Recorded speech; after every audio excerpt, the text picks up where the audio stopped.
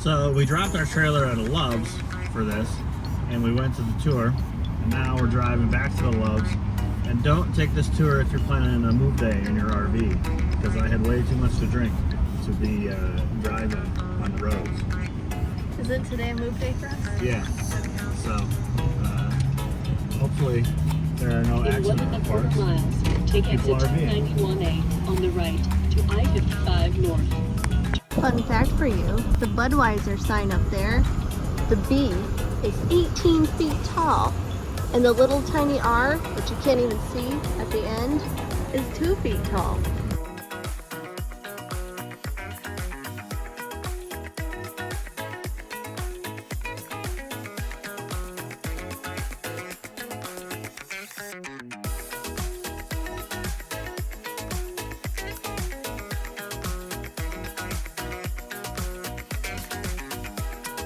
The story of Anheuser-Busch begins in 1857 when the Bavarian Brewery was established in St. Louis. After an economic recession, Eberhard Anheuser took ownership in 1860, and 4 years later, his son-in-law, Adolphus Busch, joined the business, transforming it into one of the nation's leading breweries.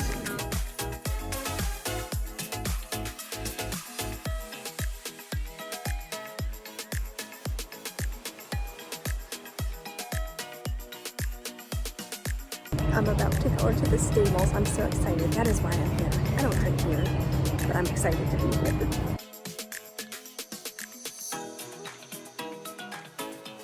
On April 7, 1933, Prohibition was repealed, and to celebrate, August Busch Jr. walked into his father's office and asked him to come and look at his new vehicle.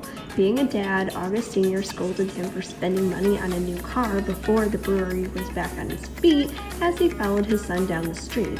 Just then, a 6-horse Clydesdale team drawing a Budweiser beer wagon started to appear. August Sr. loved it so much, he sent the Clydesdales to Washington, D.C. to deliver one of the first newly produced cases of Budweiser to President Franklin D. Roosevelt. The Clydesdales became so popular with consumers they began traveling around the country and have been a symbol ever since.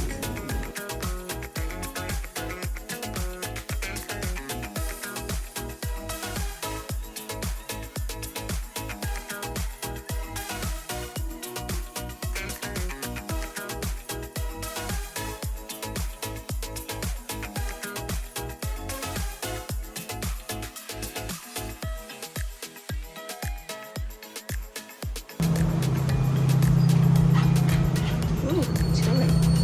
50 degrees in here. And smelly. Taste. 20 by 20 by 60 tanks. Each holds 3,600 barrels. 1.2 million servings. This is Beechwood.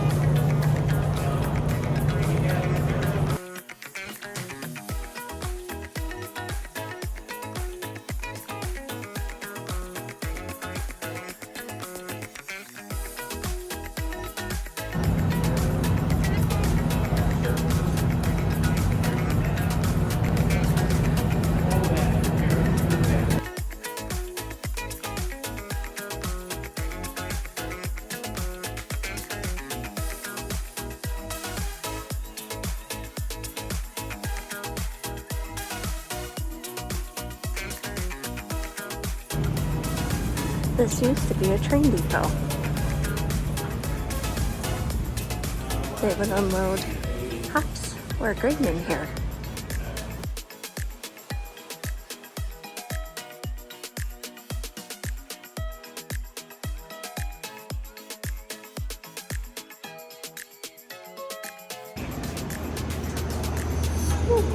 It is toasty in here. Oh my lord. Holy moly. These are mash tanks. As part of Anheuser-Busch's quality control, every day at 3 p.m. the brewmasters gather to sample the day's production.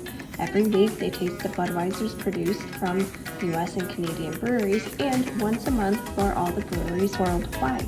There are 55 breweries across 4 continents and 19 countries. They sample 100 milliliters and pay attention to the beer's aroma, taste, and physical attributes such as foam, color, and clarity.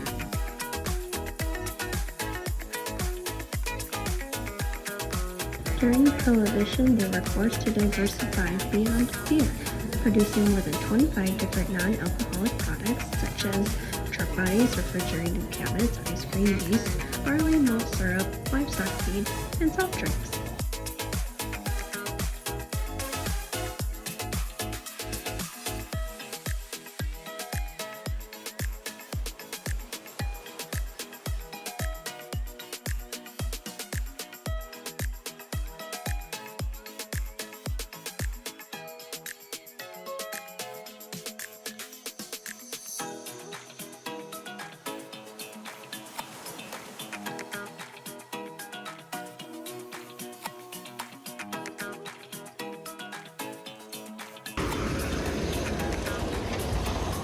The brewery here grows their own grain and actually sell it to local farmers. This truck is going to get loaded up. This is the entrance to the Beagle building, which is the packaging facility.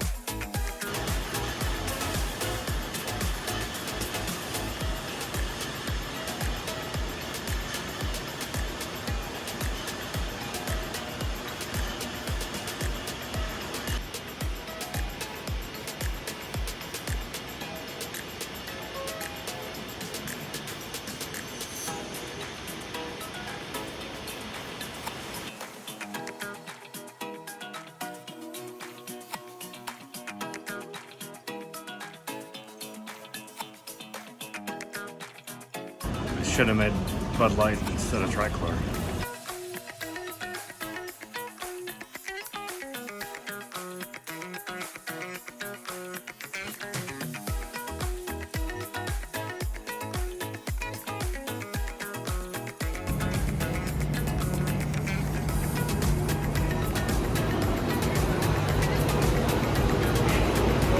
It's 36 degrees in here.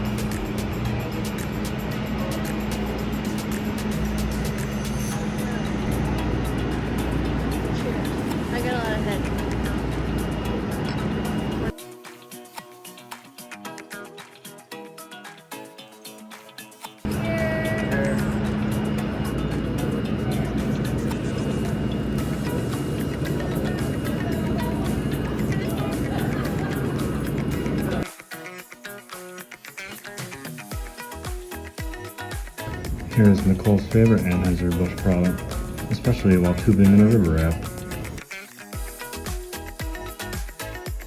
The tour was pretty cool. The tour guide was different. It was a little dry, I guess, but it didn't really matter. The tour was pretty fun.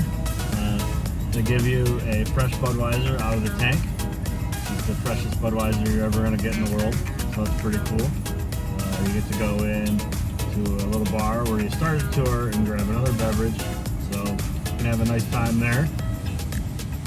Not sure what kind of face Nicole's making. Apparently she has had too much seltzer. Our tour guide was pretty different.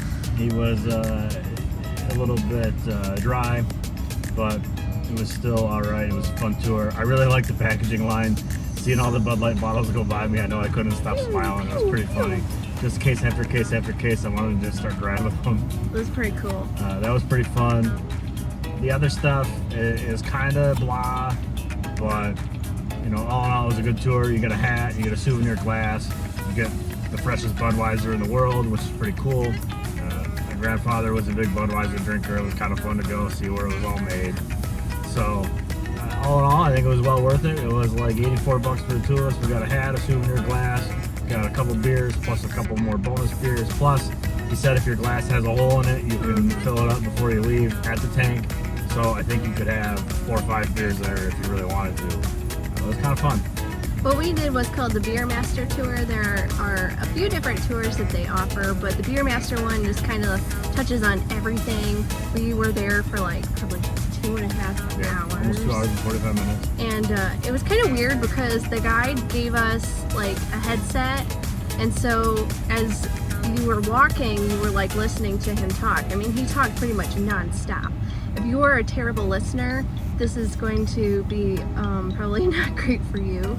I didn't catch probably hardly anything he said, just because it's just natural for me, like if something's in my ear, just to tune it out. Yeah, not a tour for everyone in Nicole's family. Next time. There are other tours. Next time we'll do the Clydesdale tour. I think you get to spend more time in the stables. We only really got to catch a glimpse of a couple of them. It'd be pretty cool to see more of the horses. They are ginormous, and so will be pretty cool to see them again. Thanks for watching.